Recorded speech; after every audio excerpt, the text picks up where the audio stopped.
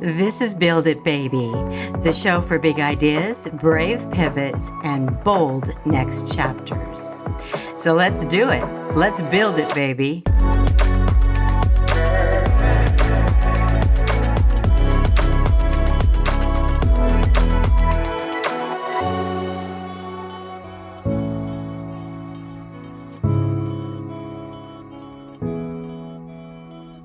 This is Build It Baby, the podcast for dreamers who are doers, the ones who know they're meant for more, and who are ready to build it. I'm your host, Penelope Bent, and today we're talking about something that so many people are navigating right now. Not just finding a job, but rebuilding momentum, rebuilding confidence, rebuilding identity in a world that feels like it keeps shifting under our feet. Because here's the issue. When something ends, whether it's expected or not, it doesn't just affect your income, it affects how you see yourself. And that's where the real work begins. So today, we're bringing in someone who lives at the intersection of the strategy and real world results. Someone who has helped hundreds of people not just find jobs, but reposition themselves for what's next. So let's do it. Let's build it, baby. Joining me today is Melissa Grabiner, a top-rated resume writer, job search coach, and LinkedIn branding expert who has helped over 800 job seekers land their next opportunity. She's also one of the most recognized voices in the HR and talent spaces on LinkedIn. With hundreds of thousands of followers and millions of engagements, and she brings over 2 decades of experience leading talent, strategy at the highest level. Oh, Melissa, welcome. I'm so glad you're here. Thank you so much for inviting me, and I'm thrilled to be here. Wonderful. So let's start from the beginning. What first pulled you into HR and talent acquisition work? Yeah, so my first job out of college, and this was many years ago, I worked at a benefits consulting firm, and I did that job for a couple years, and it was a really good entry-level job. And then I realized that I wanted to have my career trajectory be in HR, and so I was able to land a really good opportunity at a company called Baxter Healthcare, which eventually turned into Takeda Pharmaceuticals. And I worked at that company for 18 years. When I started the company, I was an HR generalist, and the business that I supported had multiple locations throughout the country. And at the time, all of the staffing needs were handled at the local sites. And so the leadership team wanted to create a department that oversaw talent acquisition versus all of the local sites. And so they asked me if I would be willing to take on this challenge. And of course, I jumped at the opportunity.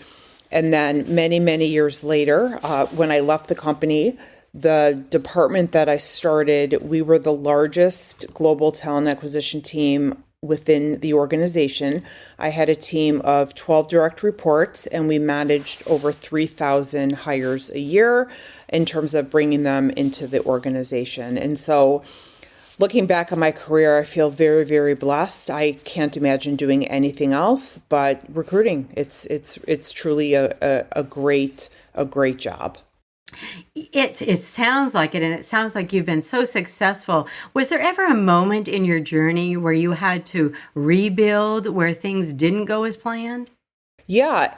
So what ended up happening was, like I said, I worked at that company for 18 amazing years.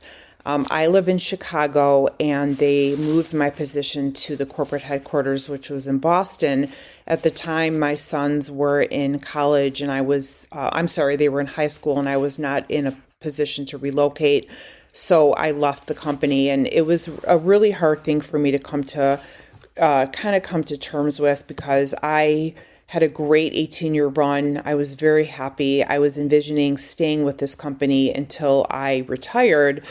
But, things didn't turn out as planned, and I had to end up leaving the organization because, again, I was not in a position to relocate. And so looking back on that experience, I'm very I guess, grateful you can say that this happened, because since I left the company, I have taken my career into an entirely sort of different avenue, but I never would have done this had I stayed with that organization. And so I really do believe that things happen for a reason. And sometimes when the universe is telling you that you're being rejected or you have to start over, sometimes that could be the best thing that can happen to you. Yes, I always say, sometimes when things do not go as planned, it's almost like the universe is opening up the windows, to get you to take a look at some other opportunities. So let's talk about what's going on right now, because it certainly seems to me like there's a lot of noise out there. From your vantage point, what are people misunderstanding about today's job market? Yeah, so for as many years as I've been in recruiting, unfortunately, this is the toughest job market I've ever seen. And I think part of it is because there have been so many company layoffs that it's saturating the job market with stiffer competition. In 2025, 1.1 million white collar jobs in the United States were eliminated. So it's not uncommon for companies to post a role and have hundreds, if not thousands, of applicants per one job. One of the businesses that I started is I am a job search coach, and I help job seekers with their resumes, LinkedIn profiles, networking techniques, and job search strategies. 90% of my clients contact me after they got laid off, and the vast majority of them were completely blindsided and had no idea it was coming. And I think it's really important that job seekers understand that when you're looking for a job in this incredibly challenging market, simply applying to jobs is not going to cut it. There are a lot of people, what they do is they go on LinkedIn and they go on Indeed and some of these other job boards, and maybe every 30 minutes they're refreshing their browser, hoping that these new jobs are going to pop up. But the way to get a job in this market is really through networking. The vast majority of my clients, when they do end up landing new roles, it's through their networking efforts. It's not because of a job posting. And this is something I post about on LinkedIn a lot, because there are job seekers that have been going at it for 6 months, a year, sometimes longer. And a lot of these people message me on LinkedIn and they just don't know what else to do. And when I say, well, what are you doing to try to find a job? What are your tactics? Most of them say, well, I'm just simply applying to jobs. And honestly, in this job market with the competition, that's not going to move the needle. That's very interesting because, I know that so many different, talented and capable people are applying, and you're right. They're not, they're not hearing anything back, and that's obviously not working. What do you believe companies are actually looking for right now that candidates may not realize, or are they running a new approach to hiring that we're just not aware of? So I think what a lot of companies are looking for, and this certainly is really based on the role and the job function, but AI is all the rage, and I don't think that's going to go away anytime soon. So many of these companies are doing these mass layoffs, like Oracle laid off 30,000 employees, Amazon laid off 10,000 employees. And so the people that I'm seeing who are getting the jobs the quickest are the ones that are AI proficient. I think that is where a lot of the companies are moving toward. And if someone has those AI skills, I believe that that's going to put them ahead of the competition and separate them out. So becoming proficient in AI is really, really going to move the needle in today's job market. And again, it depends on the job function that you work in. But from what I'm seeing and from everything I'm reading in terms of the news and LinkedIn, even these companies that are doing massive layoffs, the people that they're keeping and not laying off are those that are proficient in AI. AI is not going anywhere. I think it's only going to get much, much bigger.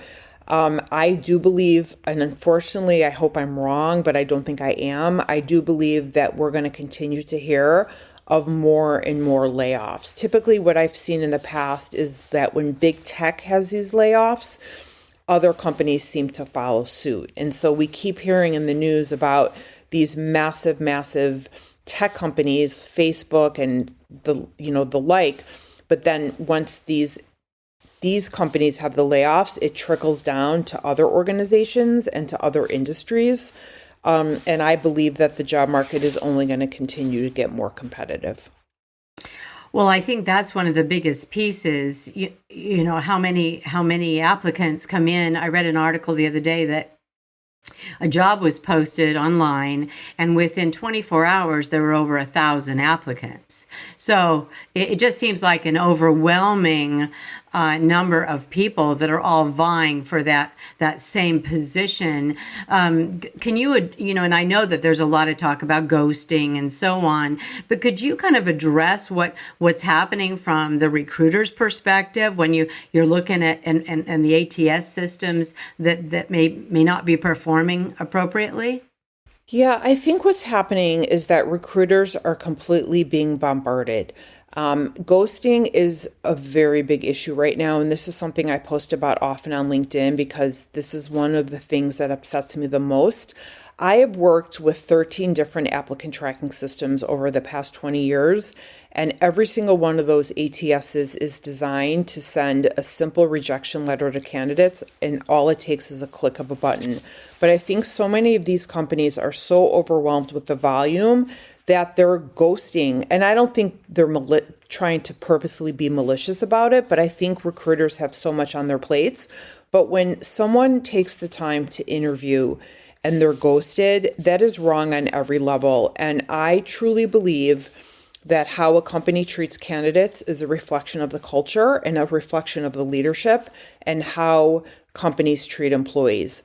I recently posted on LinkedIn, this is interesting. I recently posted on LinkedIn that I believe that every CEO should apply to a job at his or her company using a different name to see what the application and recruitment process is for candidates. And that post went absolutely viral. I think a lot of CEOs and even heads of HR or talent acquisition don't know or understand what happens with candidates. How is that process working? And so the ghosting, I think, is really just a result of these recruiting teams being completely bombarded. However, what bothers me about this is that there's no need for it because all you have to do is click a button and send a follow-up communication to the candidates. But it bodes very poorly on the brand of the company when companies don't even have the decency to follow up. I do want to mention one thing as well that I think is important, and this ties in with the importance of having an optimized LinkedIn profile. Many companies right now are starting to veer away from posting their jobs altogether for two reasons. The first reason is they can't manage the influx of applicants. And the other reason is there are so many people that are using AI to write their resumes. So what they're doing is they're taking a job description, they're taking the resume, and then AI is recrafting or remolding the resume to be a closer fit to the job description. So many of the resumes that people are applying with all look the same as one another. And with that, it's hard to determine the source of truth of someone's background. So there are companies, and this is what I do for my clients, there are companies that are only searching for candidates using platforms like LinkedIn.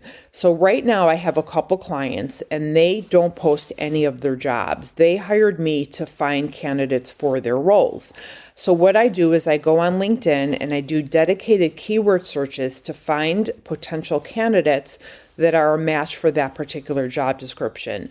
And like I said, the companies I'm supporting right now, they don't even post their jobs. And I think more and more companies are moving away from this practice because, again, the recruiters don't have the bandwidth to manage the volume. But then at the same time, for the candidates that do apply, how do you decipher if this is someone's true background or is it AI written?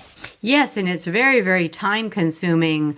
But you do, after a while, if you've read them enough, you do catch the AI verbiage, being repeated throughout the resume. One of the things that I've noticed, I think this, goes back to the ghosting or just how things are being run.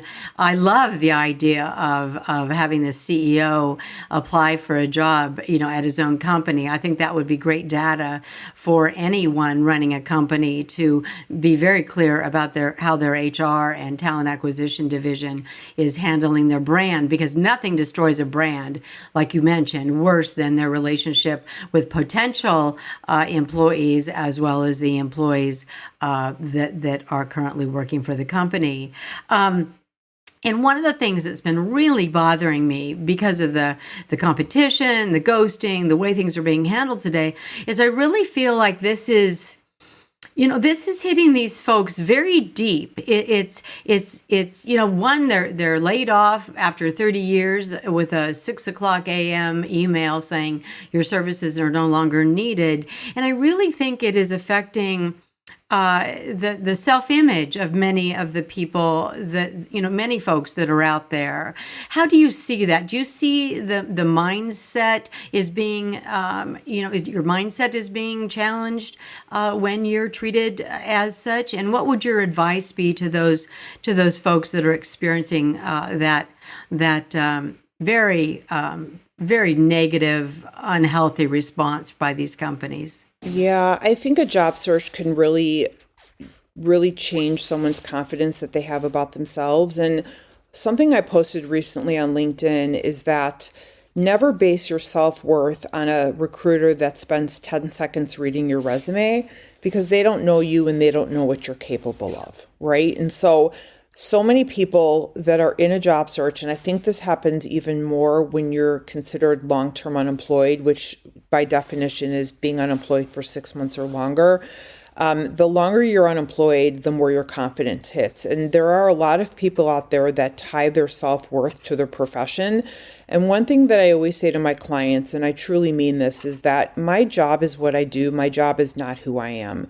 I'm a mother, I'm a sister, I'm a daughter, I'm a wife, I'm a friend, I'm a yoga instructor. My job is important, and my career has always been important to me, but I don't define myself as a human being based on where I make my money, right? So what matters to me most is family and friends. That's always going to matter to me more than my job. But I do believe that there are many, many people, and I see this more with like VP level and above folks, that their self-worth is so tied to their profession. And so what happens is when they get cut, their self-esteem takes a hit. And again, the longer it takes them to find a role, the deeper and deeper they're starting to get into a rut and into a hole, because they're wondering, what is wrong with me? I have this amazing background. Why are no companies willing to interview me? Why are no companies willing to make me an offer? But absolutely, being unemployed, and I've been there twice in 5 years. I was laid off, twice in 5 years. I know what it feels like to lose a job, but it's important to separate your profession from who you are as a person, because we're all so much more than how we make our money. Yes, and I think our identity is much more than the title of our job. But I had an interesting situation with a client recently who was abruptly dismissed after 25 years. And she made the comment, I asked my fiance, do you still love me because I don't have the same identity?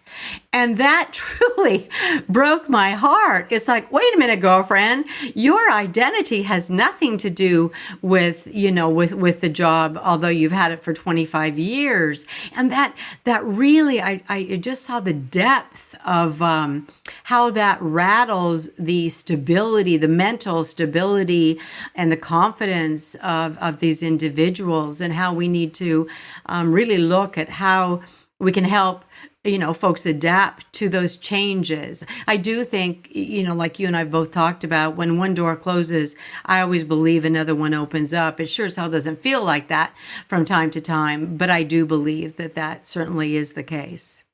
I do too. I do believe that rejection is redirection onto something much bigger and better.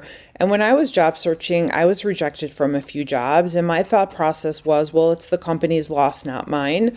They don't know what they're missing by not hiring me. And then when I ended up finding, jobs that I stayed at, I truly felt like that was where I was meant to be. And that's what I say to my clients is don't take rejections too hard. I mean, if you think about it this way, a company needs to fill one opening and they have 1,000 applicants. Just statistically, the chance of you even getting an interview, let alone an offer, is incredibly, incredibly small. So, and there's a lot of reasons too why people, let me say this. A lot of people reach out to me on LinkedIn and they say, I don't understand. I applied to this role. I'm a perfect fit. I got a rejection letter. It doesn't make sense to me. And what I always say to these people is, if you think about it from the company's perspective, they're getting hundreds, if not thousands of resumes. Number one, maybe they never even looked at your resume. Maybe someone had a background that was a little bit more in line with what they're looking for. It's not a knock on you. There wasn't alignment at the time with the organization that you apply to. But what's frustrating for job seekers, and I absolutely understand this, is that they're not even given a chance to even speak with a recruiter, right? And so one of the things I do with my clients is I show them on LinkedIn how to find decision makers at companies. So when they do apply to a position, here's this person might be the potential hiring manager, or this person we know as a high-level recruiter. Reach out to them, let them know that you applied to XYZ position, put in a couple very short paragraphs of who you are and why you think you're a fit, and at least then take an additional measure outside of just applying to a job, sitting back, crossing your fingers, and hoping and praying that something happens from it. You have to take that extra step and become visible. Visibility is the name of the game in this job market. If you're not visible, chances are it's going to be very, very hard to find a new position. Well, and so many of these people, because they've been, with these companies long term, they haven't even updated their LinkedIn profile in the last 25 years. So I think that is setting them back as well. They don't realize how important, and I think you touched on that earlier, how important it is to really create a strong networking system. Because I think, as you mentioned, and I couldn't agree with you more, that I think more and more jobs will be hired through our network and our associates and the people that we work with or have previously worked with, rather than just, throwing 400 resumes out there and hoping that you get a quick phone call. Agreed. Great information, Melissa. Great information. So let's do a rapid fire round. This is just for fun. So I'm going to ask you 4 questions, and if you could just give me the answers as quickly as they come to your head. Okay, here we go. Number 1, a resume, 1 page or 2? It depends on how many years experience the person has. Okay, good answer. Number 2, apply online or network? 1,000% network. Good answer. Number 3, biggest LinkedIn mistake? That if you click easy apply when you see a job posting, that's going to move the needle for your application. Interesting. Okay. And number 4, 1 word people need to embody right now? Resilience. Oh, great word. Well, it's time for our listener question. And Melissa, I hope you will jump in on this one with me. Let's see here. This is from Sarah in Arizona.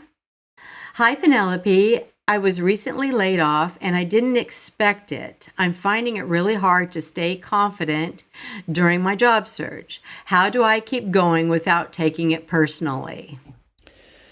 That's a great question. And when someone loses a job and when someone gets rejected, it's very, very easy to take this personally. I know I did when I was let go from my 2 prior positions. One thing that I would say is to try to separate your profession from who you are as a person. I know that's not always easier or could be easier said than done, but you want to not tie your self-worth to your job. I mean, I work with countless job seekers who were top performers at their company. I recently worked with a VP of Microsoft. This guy was super sharp. He was with the company for many, many years. And at the end of the day, he was a line item on a budget sheet, like most of us are, truthfully. And his position was cut. It had nothing to do with his performance, but the company simply didn't need him anymore because AI took over his job. And he was a very, very long-term employee at a very, very respectable, well-known organization. And so I work with, like I said, countless people who were laid off and were top performers. And what I say to all of them is that when you lose a job, it could feel personal, but it's typically not personal. It's a broader business decision by the CEO, the C-suite, or the board of directors to cut certain amount of positions. And if you happen to work in that department, or you maybe don't have the exact skills where the position or the company is going, like AI, for example, they're going to cut you. But try to really separate your self-worth from that, because you are more, and this goes back to what I said earlier, is that you are more than your job title. You are a human being that has so many other wonderful qualities. Your job is what you do. Your job is not who you are. Exactly. And you don't know. I remember I had a great contract with a cybersecurity company, and I loved working with these guys. I worked with them for over a year and a half because California, you can only, do 15 months of contract work before that, I don't know whether they have to let you go for a while or whatever. And it was just heartbreaking. And I realized, I thought it was, I took it so personally. I was just devastated. And I kept thinking, well, I'm a business owner. So to me, if there's a will, there's a way. And that wasn't necessarily the case because lo and behold, it turned out that they were really planning on moving most of their recruiting efforts offshore. And so that I didn't know that at the time. And so it really had absolutely nothing to do with my work or my performance. And they were wonderful and, gave me great referrals and so on and so forth. But at the time, man, it was incredibly painful. So I know exactly what you're talking about here. Great question, Sarah. Thank you. I hope Melissa was able to give you some input and I just want you to know that I think we've all gone through that experience. And like I mentioned, it really many times has absolutely nothing to do with us personally. It's just what the company is needing to do to move their whole process forward. So great question. Again, thank you so much for asking. One of the things that I was wondering, and this is kind of, just a question with so many of these layoffs. What do you see in the future? I'm so about building a revenue stream that you own, just another revenue stream. I'm not saying $1 billion business. I don't care if it's a dog, animal walking company, just something. Do you see the employment, these companies being more secure and holding on to their employees? Or do you see more and more folks really needing to create, a bit of a side asset, not a side hustle? I don't mean you have to push for extra money as much as having just an additional revenue stream. What's your take on it since you're right in the middle of all this? Yeah, I 100% believe that this is the way to go. And I'll tell you what happened with me. So after my second layoff in 5 years, I decided that I was done with the CEO deciding my fate. Both times I was laid off, and the CEO didn't even know who I was. And so I said, my career is no longer going to be in the hands of someone who I don't know and someone who looks at me as a line item on a spreadsheet. And so what I decided to do was start 2 small businesses, which is something that I always dreamed of doing. I am now my own boss. I work the hours I want to work. I don't need to get permission to take time off. I can take on as many clients or as little clients as I want. But I feel very fortunate, and I actually was speaking to my husband about this recently, whereas I feel very fortunate that I worked in a profession for so many years that I was able to take my skill set and transfer it into my own business. So, yes. One of the businesses I have is working with companies as an extension of their talent acquisition team. And then the other business I have is I'm a job search coach, and I help job seekers with, like I said earlier, resumes, profile optimization, job search strategies, and the like. So having the skill set to start something on my own is the best thing that I could have done. The tricky part is that not everyone can do that, really, depending on where their background and their experience lies.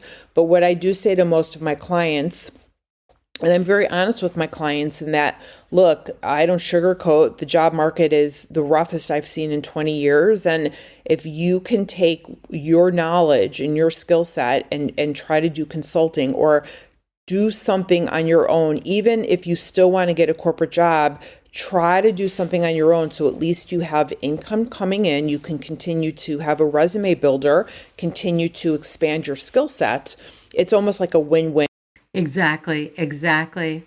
Well, Melissa, thank you so much for joining me today on Build It Baby. Should one of our listeners need help with their job seeking efforts, please don't hesitate to, jump on LinkedIn, and you'll find Melissa Grabner very easily right there, Grabner, Grabiner, or jump over to her website, melissagrabner.net.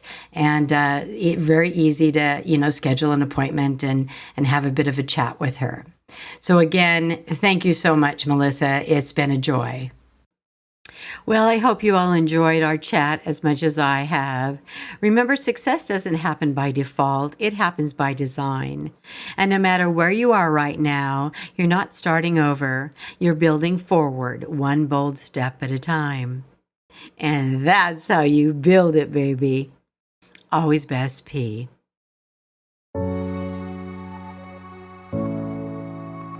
Build It Baby is a Rainy Day Production House original, hosted by Penelope Bent and produced and edited by Morgan Clymer.